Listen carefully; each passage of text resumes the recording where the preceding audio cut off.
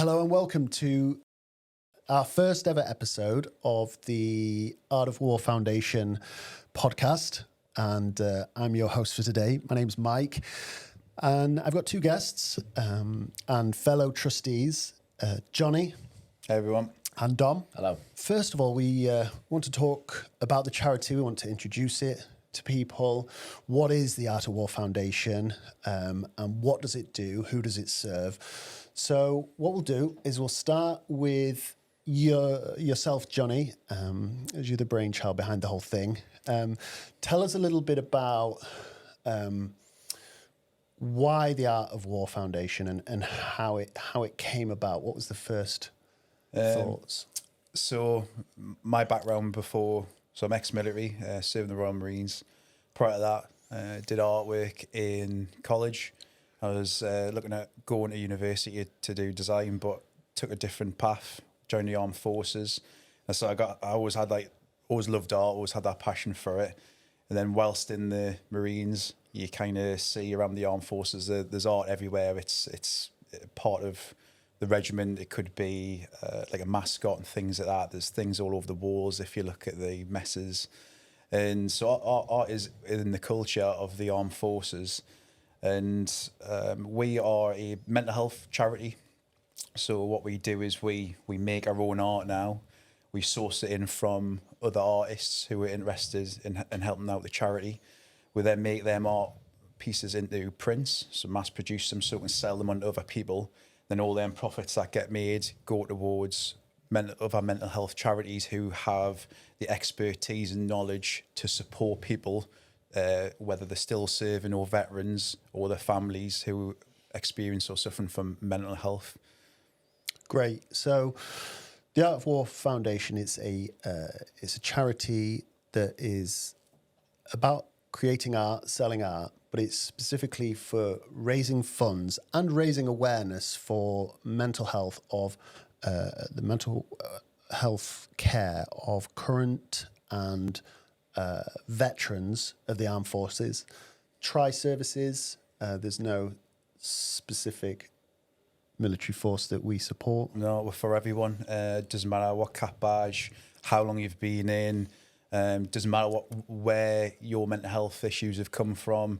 We're also here to kind of break down the stigma, build a community, get people talking about it, hopefully get people to open up about their mental health. So if you're out there suffering, we want you to don't feel any guilt or shame about it, and reach out for help, because I think that's one of the biggest problems we have now, where people will just bottle it up inside. They think they're the only ones, and there's not. There's a lot of people out there who are experiencing mental health issues, and we kind of want to bring everyone together to help each other out. We are non-government organisation. We are just four blokes who want to help people. And again, we don't take any profit from it, so there's no hidden agenda, there's no angle. We are just here to help people. Dom, you shared earlier. What did you share earlier about some statistics? So I think it was part of a documentary or trailer that Johnny shared the other day, and I think it was said on there that, there's been more people have died by suicide that served in Afghanistan than were killed in Afghanistan at that time, which is a sobering thought, really, in terms of, I think, even now you see it on LinkedIn, people will post, like a memorial picture of someone who, was killed in action. And I think even back at the time, it was such a massive thing, when, they were sort of bringing, sort of flying people back to the UK, and you saw the sort of coffins, drummed through the street and all of that sort of stuff. And there was a lot of, I guess it, for a lot of people, it brought the realities of, I imagine, serving in a war zone to life. But all of that since then is, completely hidden, really, isn't it? You don't really hear about it. People don't massively talk about it unless, I guess, you're sort of in that network of friends and people within the armed forces. I mean, probably, myself and you, Mike, we haven't served, have we? And so a lot of what we hear through is through Johnny and others that we know, where you pick up on those stories about people who are suffering with mental health or they've done something there as well. And I think even for me, it's been a massive eye-opener in the last 12 months, just getting to know, you know, as we look to develop the charity, just, you know, how big an issue it really is, really. Yeah, and the stigma around mental health within the armed forces right now isn't particularly helpful. Johnny, you were talking earlier about when you were serving. There was there are avenues in the armed forces for current forces personnel to seek help. Mm-hmm. But tell us about that experience you had where you were in an operations room. Culture of mental health is massively changed. So I was about 20 years old when I went to Afghan, and we're having briefs. And one of the briefs was about mental health if people are struggling. Remind us what unit were you serving in? I was 4-5 Commando. 4-5 Commando, yeah, Royal Marines, yeah. And one of the briefs was, you know, guys, if you're struggling, you can come, you can talk about it, but I think it's weak. Yeah. And that was from a sergeant major, so you know, quite high position, senior guy, and as a 20-year-old, and there was a lot of young lads there. That sort of set the tone of, well, I can't really talk about it, you know, because then I'm classed as being weak. I think that definitely set the tone for the future, and they reckon PTSD can take 12 years to manifest and come out, and we are seeing the fallout of it now.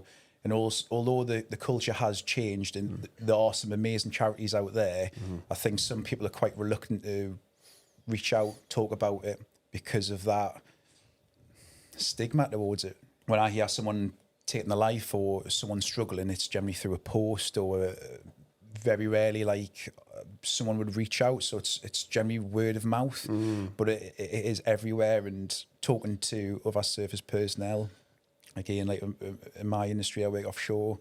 There's a lot of ex-army lads, and when I speak to them about it, when you get on the subject, you know, when you've had a couple of beers and everyone loosens up a bit, people do open up, and they have these same experiences as what I have of they've been on tour, they've come back, and they're losing their friends to suicide, mental health. It's not just happening within one section of the armed forces; it is all over. I think. It's, you know, just mental health in general. Those that are suffering from mental health often feel like they're a burden on people. It's that, you know, they don't want to burden people with their problems. So they don't talk about it, and we've seen that, haven't we? You know, with sort of, you know, a colleague or friend who's been going through it, and he, you know, don't want to burden myself with I feel like I'm just a, you know, and it's that. That's why, you know, it's important to talk about it. I was listening to, I think, a different podcast, and they were talking about how you rationalise your thoughts in your head, and it's that bit of actually, if you talk about things out loud, it allows your brain to rationalise things, and that's where the saying "it's good to talk" comes from. And so it's all about encouraging that conversation and letting people know that it is okay to talk about it, and that actually people do care. I think that's the other bit, is that 100%. Of like encourage, you know, good mental health as well. For me, the Mark 1 is speak to your mates who are in the same situations. There's been times where I've struggled talking about experiences, and the only people you can really connect to or talk about it is people that have been in similar circumstances. So people I've been on tour with. My brother, he's served in the Royal Marines as well, so you know we could open up and we could talk about it, and and encouraging people that they're not alone. Yeah, they're not. That's one of the symptoms, isn't it? That they feel lonely. They can't. There's nobody else going through what they're going through. But actually, like you just great example that there are. If you look at the history wise, I watched a documentary. It was a former Royal Marine officer who he suffered from post-traumatic stress from the Falklands War. Yeah, and he went through like the aftermath of mental health from the Falklands and people suffering, and that's happened again now. You know, we spent 20 years in Afghan. There's a lot of people who've been there, who've seen horrific things, who've had to deal with a lot, and the fallout's going to be exactly the same. There's going to be a skyrocket, or there is a skyrocket of people who have come out and they just can't adjust to a normal life, whether they're still serving or not. Talk about the history bit there. Blows my mind if you think about it. Can you imagine World War II, World War I, World War II, and the amount of people that came back from that? And at that point, there was no support, was there? No. A lot of it, you know, when you hear about grandparents that have come back, you know, they would never talk of their experiences and what they probably carried for their whole lives. And it's a society thing in general, isn't it? It's that sort of stiff upper lip, don't talk about things, and Yeah, sort yeah. of bottle it all up. And Well, that's why they're called the silent generation, isn't it? Because they came back from the war and said nothing. Yeah. Okay, so let's talk a little bit more about the charity and what sets the Art of War Foundation apart from all the other charities, or certainly military charities that are out there. It's cool. It's cool. Yeah. that is I think that's a genuine point, though, isn't it? So a lot of charities will be set up to support a specific issue. So they might be fundraising for, I don't know, to support a respite care or counselling. And we want to do all that, but we want to do it through selling art, basically. So Yeah.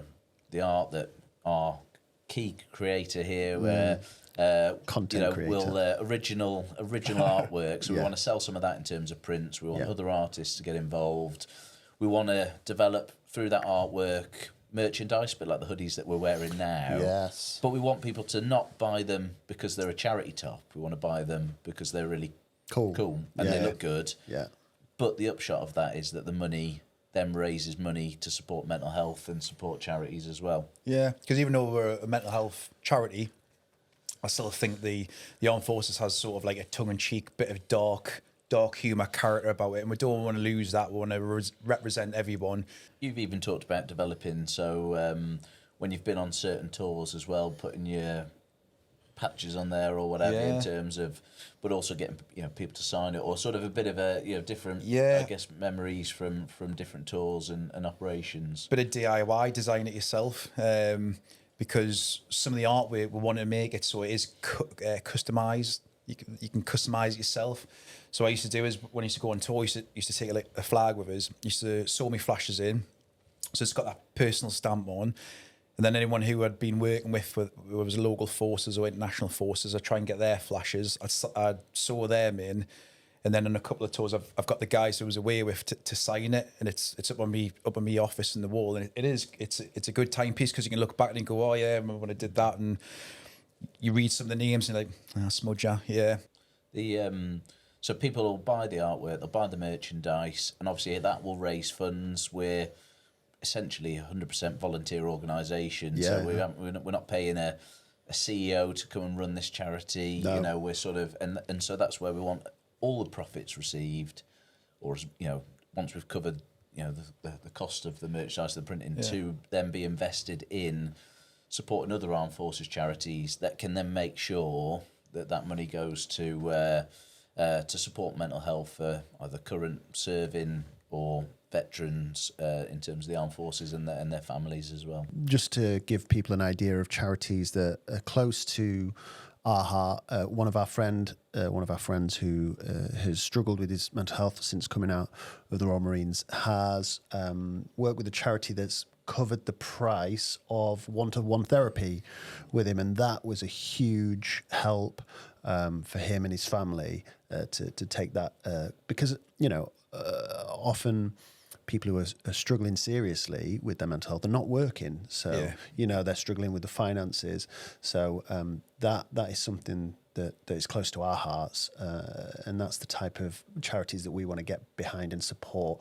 We don't want to support charities that have a broad spectrum of things that they do, where money just seems to just go and into all types of different things. But we really want to focus on the individual and their family and funnel that money directly to them as best as we can.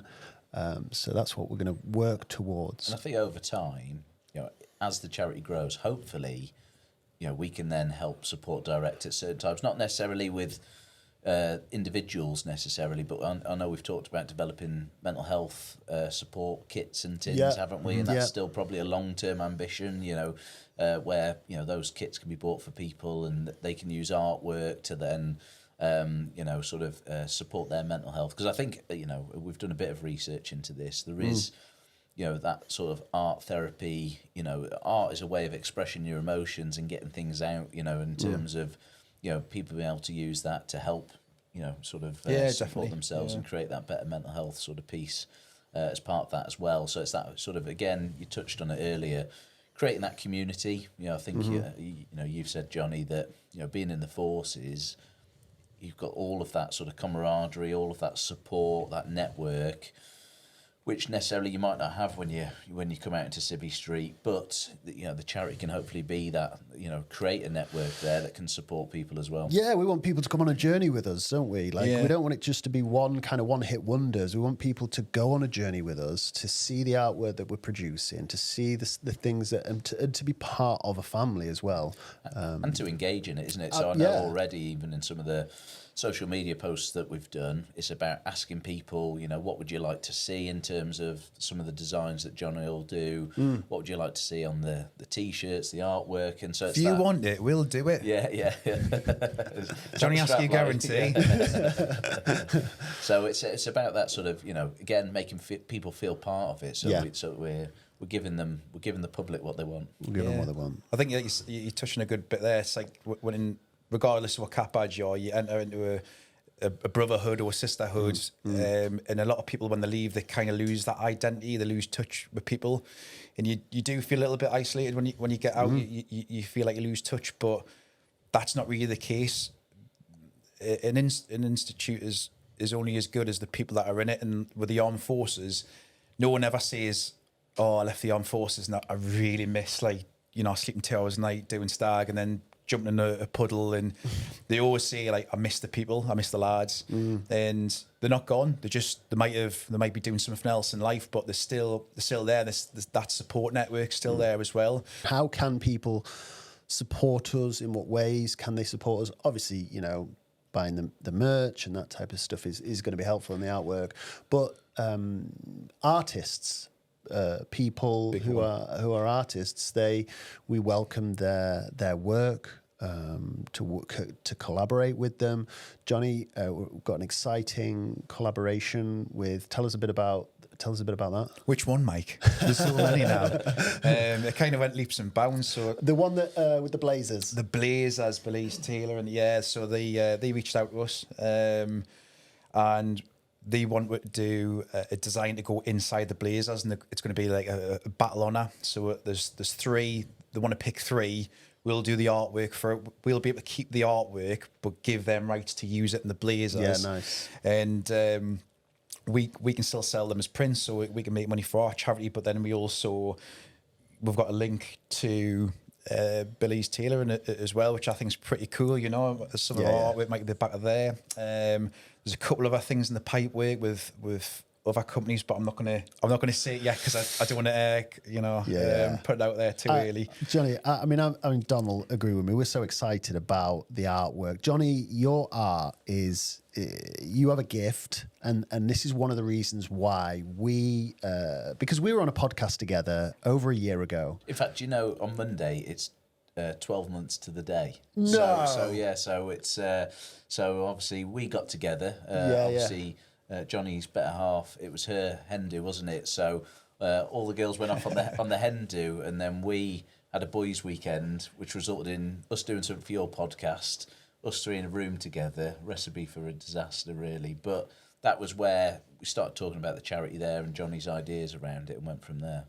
Yeah, because I've talked about it quite a few times, the idea, and sometimes the concept's quite hard to... I struggle articulating my words, so hence why I do it through pictures, because I'm a bit more colourful. I did like how you said, we do the artwork. It was like, you do the artwork. Me and Mike know our strengths in this, and it's not in artwork, is it?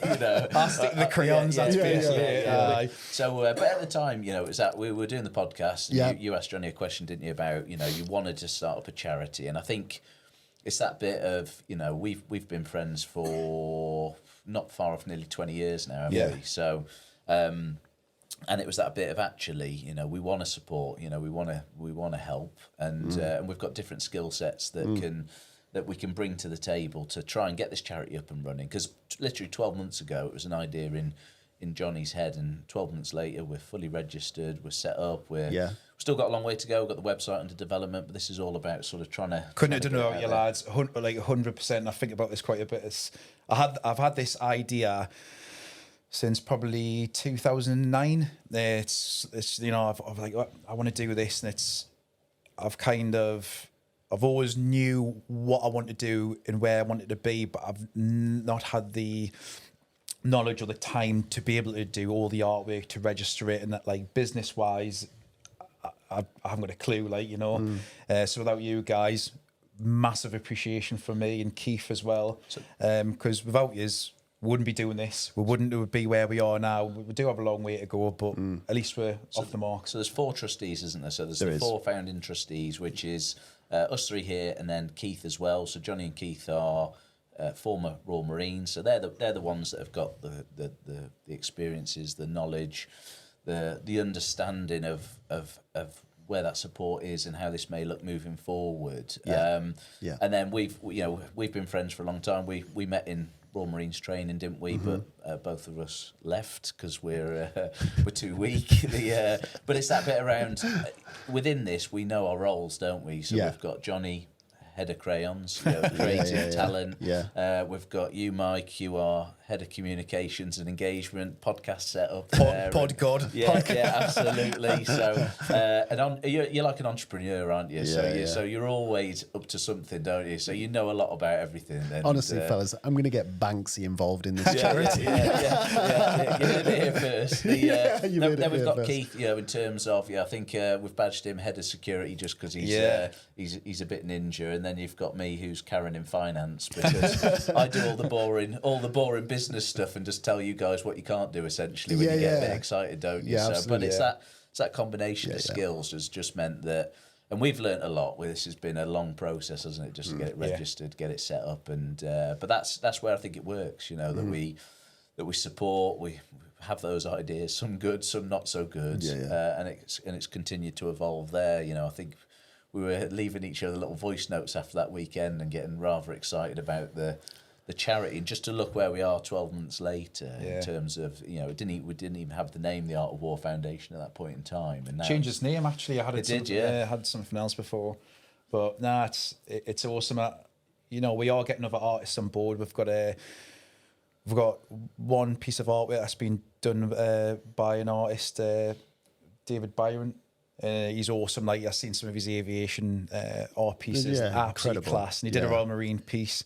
And we've got some of ours. Again, I'm not going to put the names out there yet, but we've got some of us in the pipeline that I do an artwork for. But I think one big thing for us asking you guys is, if you're an artist and you want to be part of us or support us, that'll probably be our biggest help at the minute. So it's worth saying, in terms of the charity, we are now an officially registered charity. So so we're fully fledged and set up. The website's in progress. We've got social media, so LinkedIn, Instagram, Facebook. I think we're fastly learning how to use social media, I think, aren't we? I'm like my dad on social media. I'm absolutely horrendous. I don't know what I'm doing. So I think you're pretty good, actually. Thanks. So, but I think because we've not really fully launched it, have we? We're almost in a soft launch. We've realised we've needed to raise money to get money to then do things like the website and sort of put that into the charity. We hope that you have been inspired by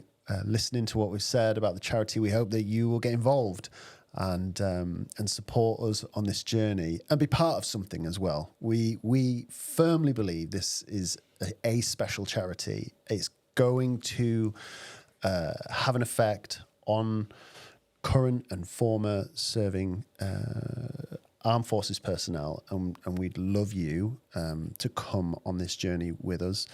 So, Johnny, Dom, and from me, it's been a pleasure. Thank you very much. Cheers, guys. Cheers for listening. If you made it at the end. and we look forward to the next episode, and we're going to be having some various guests on episodes talking about everything. So we don't know what. We might even have some artists on as well, famous artists coming in and talking about whatever. But we look forward to it. Is that you saying you've got Banksy? Yeah, I'm getting booked in. Have to blur his face out. It could be anyone. It could be. It could be you. Off the street. No one would know, would they? Just pick him off the street. It'd be like that. You ever seen that interview with the BBC where the taxi driver comes and sits down? He's like, he only came to pick someone up, and next thing he's been interviewed. So we'll bring you Banksy first. Yeah. All right. Well, we'll look forward to seeing you on the next one. Cheers, guys. Cheers.